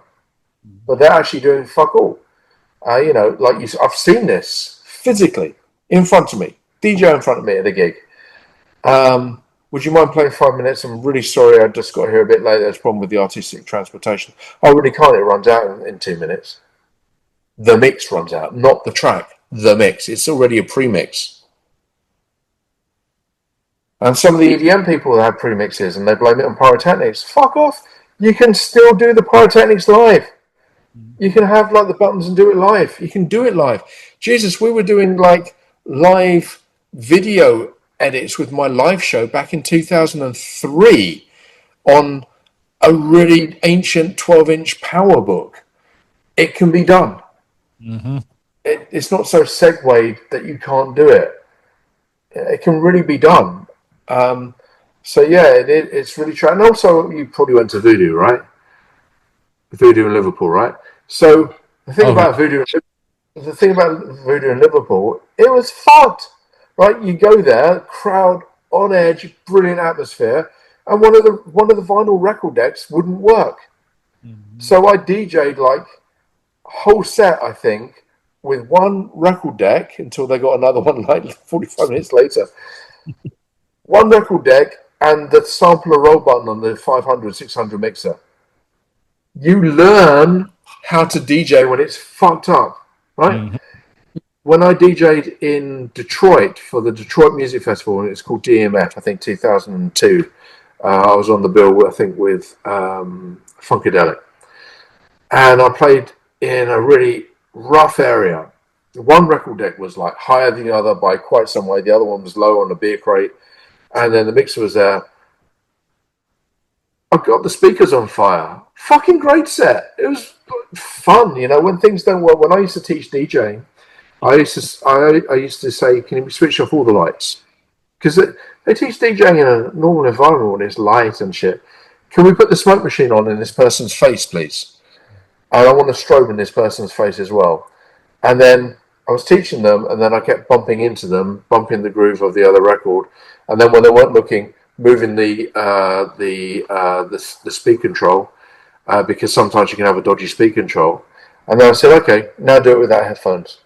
And I learned to DJ without headphones. If I could do it without headphones because the headphone thing wasn't working. Now you can do it just by looking at the screen, of course. But sometimes the headphones weren't working. So you had to do what you had to do, and it just taught you to be a better DJ. Another DJ friend of mine said, like, you learn through your mistakes. If you make a mistake, you try to make it feel like it was a mistake. And sometimes you repeat the same mistake and it didn't work, and then you do it again. No, I'm going to make it look like it's not a mistake. And that whole edge of the seat pants stuff is really important to the art and craft of DJing. It's really, really important. But it definitely comes from seeing hip-hop DJs. Definitely comes from them. Yeah. I mean, we've all played on the bricks and then the turntables, and how the speakers would just make the turntable needle just bounce. You just work with it. That's just the way it is. I mean, yes, it's great to have CDJs now because nothing will move them. But yeah, there was just nothing like the vinyl days where it's sometimes you mess up. That's just life. And the crowd cheered. The crowd cheered. You know why the crowd cheered? Because they're on your side. Mm-hmm. They know that you're trying stuff that might not be easy, and they go, "Motherfucker is a human after all." Yeah. And they cheer. They love it. Yeah. You just put the needle back down and get on with it. Yeah. That's what it's about. Spontaneity. I kind of miss that, but I wanted to ask you. I still have so many questions. Maybe we'll do a part 2 one day. You got your Golden Lion gig coming up in August. 3 nights, 3 different sets. Yeah. So we were talking, and Marsha said, "Well, what about Golden Lion?" And I said, "Well, I heard of it because obviously Weatherall used to play there." And she said, "Yeah, Errol plays there quite a lot, and he loves it, and I'm sure you'll love it too because Errol, he's a good guy. He likes, doing quirky things and weird things and good things and with a good heart." So I thought I'll give it a try, and I just fell in love with that place. It took me back to the very, very, very beginnings of my days of, like, sometimes I would play in a pub, right, on a Sunday, sometimes, and it just took me to that whole vibe. I mean, it's very confronting because I'm short-sighted, right? But when people are that close, you see their facial expressions and everything. That's confronting for me because I'm used to not seeing people's expressions so closely. And I just fell in love. I just thought, fuck, this is amazing. This is so cool. It's so... There's other places in a way like it, like Le Souk in Lyon, which are like a club space or an event space that's a community space, right? So communities, like there's 2 sound systems in life. There's the physical sound system that can be fucking amazing, and there's a sound system that's put together by people with love for a community. And Todmorden is both, right? It's a great sound system in that venue, fucking hell, brilliant. And it's a community. It's really a community. And the people that run it are wonderful, lovely, quirky as fuck human beings, right? And I loved it so much. I said, next time I come back, can I come back and can I do 2 nights? Because I want to do like a Saga set. I want to do like a punk set. And they went, yeah, okay. And it was fucking brilliant. I loved it. And then what was even better was because when I first played there, I was there and out quite quickly because, it was one gig and I had maybe had another gig the day before. I can't remember. And when I played 2 times, then I could get the vibe of the whole place, right? And they're always really kind. They show me around. They drive me everywhere. I can take my camera, take some photos. And the second time I went to Hebden Bridge and went to a market there, found a blue vinyl copy of Bauhaus. It's really warped though.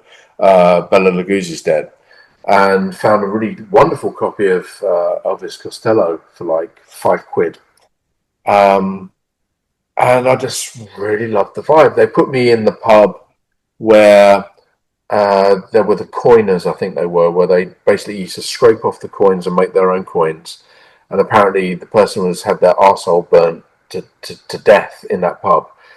Probably not the nicest pub to stay in with that knowledge, but nonetheless, it was great. And I felt like finally, even though I think the Hovisab was shot in the south, finally I'm where the Hovisab was shot because the hills are big. There were loads of old people walking up really slowly with crooked skeletons. It was like, whoa, this is such a cool fucking place. It had like a vibe. And then you find out loads of people randomly live there. So there's obviously some wayline shit going on there as well. And so I played there 2 nights. I played the Saga set, which I really, really, really, really enjoyed. I had that freedom finally of doing that, and it was the right location. And it was a Saga new wavy punk set because I did a Saga sort of more goth neoclassical at the Royal Gardens in Copenhagen for Stella Polaris. But this was like the punky side, and I loved playing there. And then the next night I did techno, and it just went off again. And I said to the guys, okay, I want to come back for 3 days next time.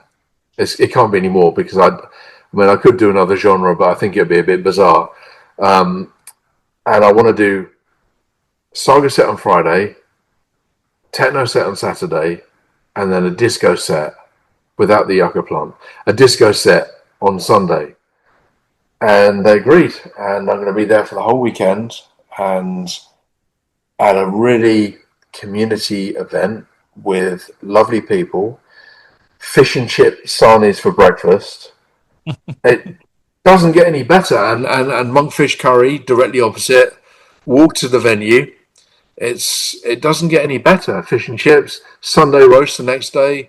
It really, and Guinness on tap. I mean, it just doesn't really get any better, does it? Really, it's like you're there and you go, okay, this is really cool, and they're lovely. They come over here sometimes to Amsterdam. I met them here, and we went to a pub, and it was nice. And yeah, it's special. It's an honor, actually.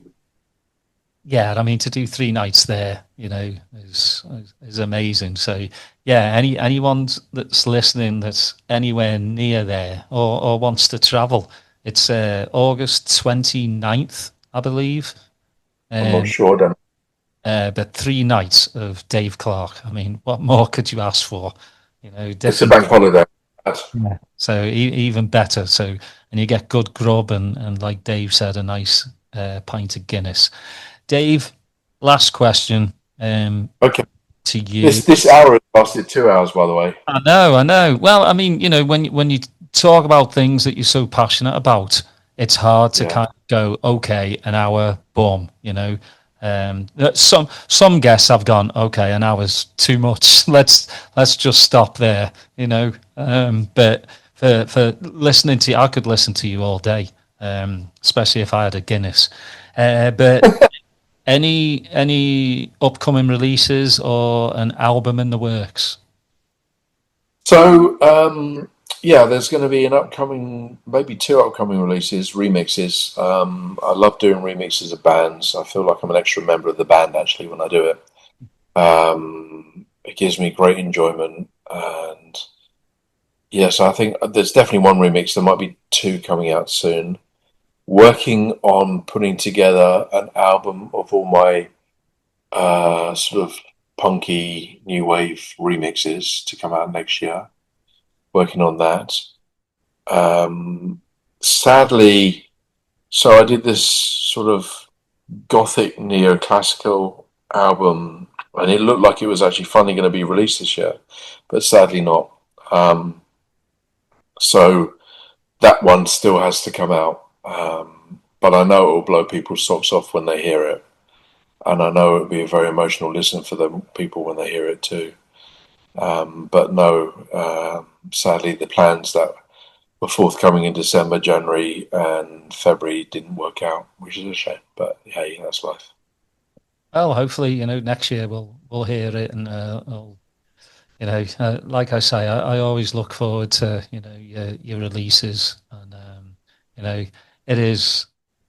it's been an absolute pleasure and an honor for me to chat with you for hour 45 minutes. It's just one off me bucket list. I've always say I started this podcast to bring people on that I admire, that I've played your music, I've seen you DJ, I buy your productions, because sometimes I just feel like if I bring someone on that I know nothing about, then there's not much for me. You know, I could get on Wikipedia and write everything that's on Wikipedia, but again, it's soulless. You know, it wouldn't be from me to you, and you would probably figure me out within 5 minutes of going, he knows nothing about me. You know, I just don't see the point in that. You know, a big thing is, you know, I've had guests on that, you know, they're some of them are, you know, have got dementia now. We've lost loads of people as well. We've lost loads and loads of good people. It's just part of life. It's like we are getting older. We always thought we were young, and we still think we're young, but we're not. I think we're probably one of the generations that's the biggest confrontation that faces our generation, is that we can't, I mean, I can still skateboard, but we can't just jump on a skateboard without consequences anymore. Mm-hmm. Yeah, I've got 4 young kids, you know, and I want to be around for them. I want to be active for them, you know, but sometimes, you know, oh, pick me up. I'm like, oh, no, I can't, you know. I mean, I had last year, my lung collapsed out of nowhere. And it was one of the scariest times I've ever had. You know, I was in ICU for a week and just, you know, just wondering, like, am I going to get through this? And, you know, thank goodness I did. But, yeah. What caused it? No, they can't figure it out. Usually when it happens, it's usually, it's called a neothorax. And it usually happens to 16 to 17-year-old male athletes. Okay, and I'm like, I'm not 16, 17, I'm not an athlete. So what happened? Yeah, it's well, you look like an athlete with the trainers behind you, to be honest. Yeah, well, it's just a facade, isn't it? I look like a DJ as well with all that stuff, but, you know, yeah, well, you know, it makes me happy. But, yeah, thank you so much for spending time with me. If you... A quick question, because we've still got 7 minutes before 2 hours, which makes it easier, I suppose. Why Austin, Texas? Good question. Well, my mum passed away with cancer, and my dad used to work in Iraq and Iran as a construction engineer, and he didn't want to come back to Liverpool. So he basically came back, and then part of the company was based in Leicester and part of it was based in Atlanta. So he moved over to Atlanta and then asked me and my sister if we wanted to come over. And my sister was dating a fella and was like, no, I'm not leaving him. Of course, she left him like 6 months later, you know. But I decided I wanted to give it a go because I'd been an exchange student in New York when I was 15. So I thought the rest of America was like New York. Boy, was I wrong, because, you know, the Deep South is the Deep South. The racism was there. You know, you've got the ghetto on one side of the street and mansions on the other. So it's very segregated. And I moved 4 hours away from Atlanta to Savannah, and I went to college there. And then I moved to Austin. And, you know, I've been here how long ago? 30 years. Congratulations on keeping your accent. Yeah, well, I mean, that's the thing. That's never going to leave me. You know, I have to talk slower, though. It's worse going through Starbucks, because I say, because I don't drink coffee, I get it for me missus. And I'm like, I want a water. They're like, a what? I'm like, a H2O. I have to really slow stuff down, especially if I've had a drink. Then it's just, you know, it's proper scouse going off. But yeah, I mean, Austin is the most liberal city in Texas. It's, you know, it's very musically inclined. You know, Willie Nelson has studio here. Stevie Ray Vaughan is from here. It's just very blues, rock, folk. It's got it's really good city, really good vibe about it. I mean, I wouldn't live anywhere else in Texas because that's Trump country. You know, that's a whole different podcast. I won't go into that. You know, I'm kind of the same same as you with your thought process on him and stuff. But yeah, met my missus. I got 4 kiddos, and I couldn't ask for a better life.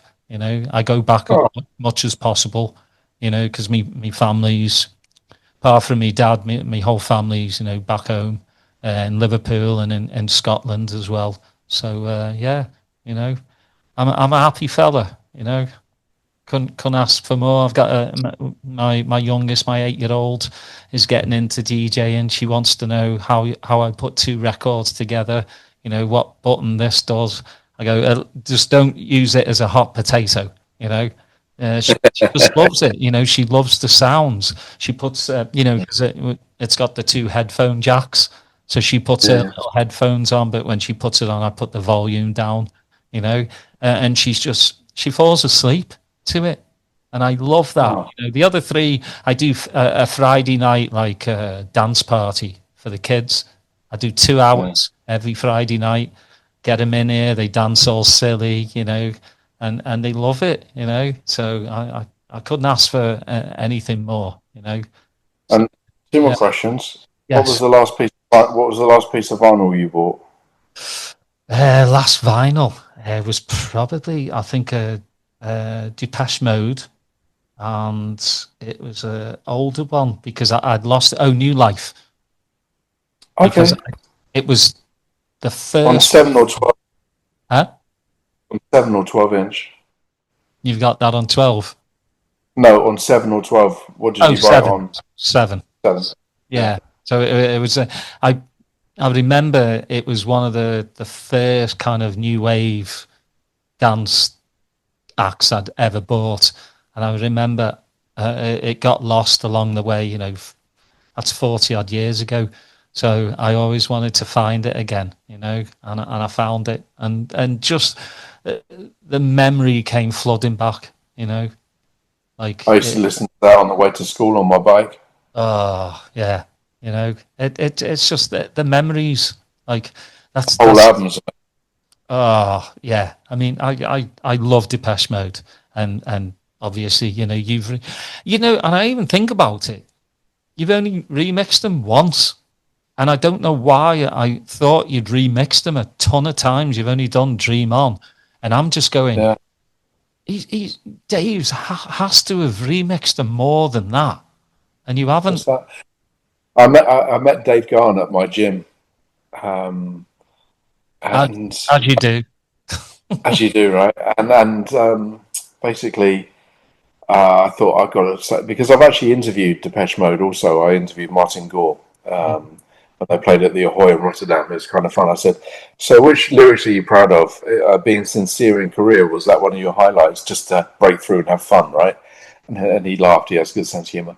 But I saw Dave Garn in my gym, and I thought, how do I go up to him? Because I can already see his sphincter tighten every time someone goes near him, because he probably doesn't have any private life, And I went, I think I've remixed you. That's how I thought how I could break through it. And he goes, oh yeah. And then we started talking, and it was quite funny because I said, I used to listen to you going to school to avoid gym, and now here we are, both of us in the gym, and it took all my self-control to not do my own personal trainer, reach out and touch weights. It took everything of my...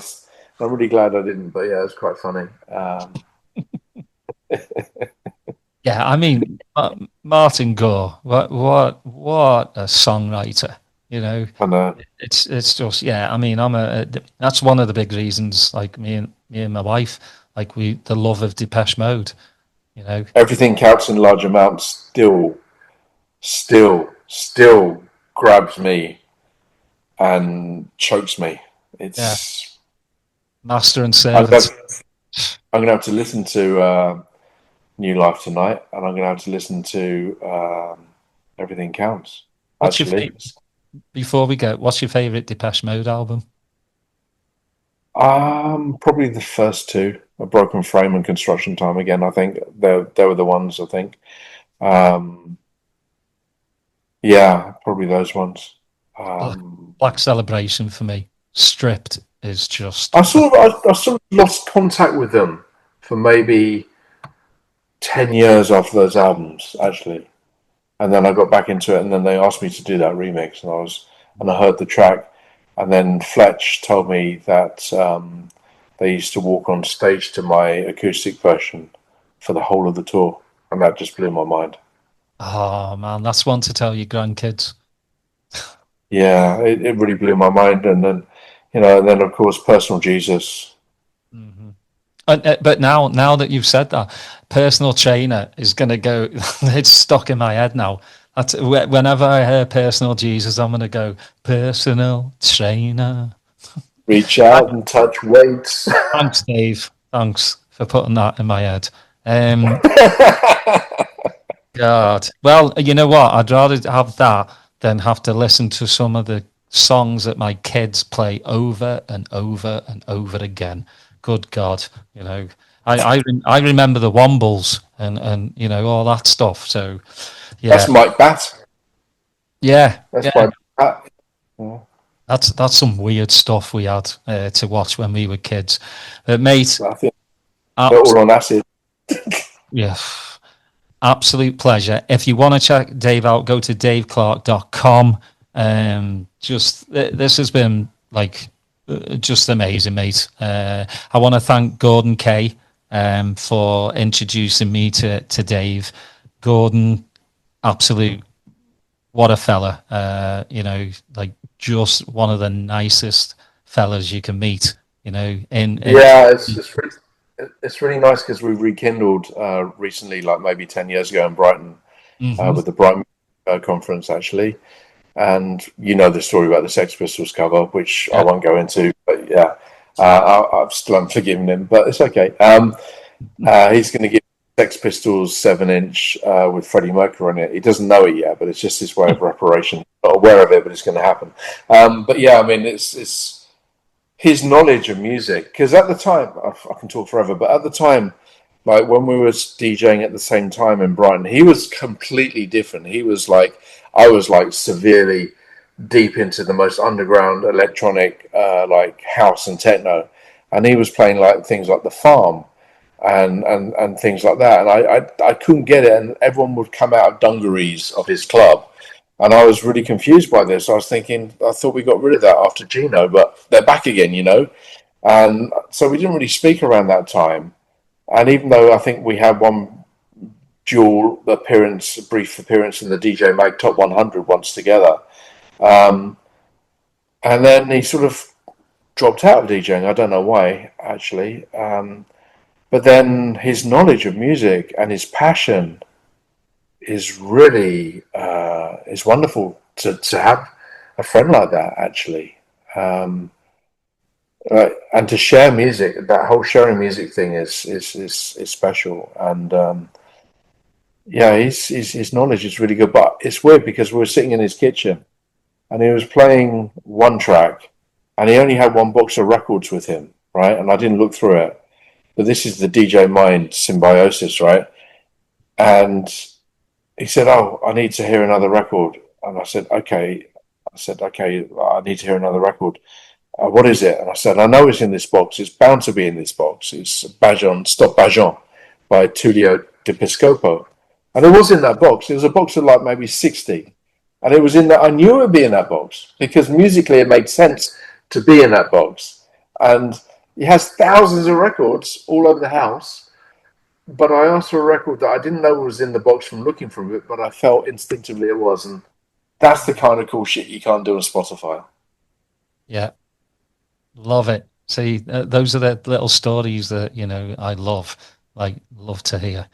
I want to thank you again and again and again. I'm going now. Thank you, everyone, for listening. Please subscribe, put your notifications on. As I always leave you, we live in a crazy world right now. Please look after one another.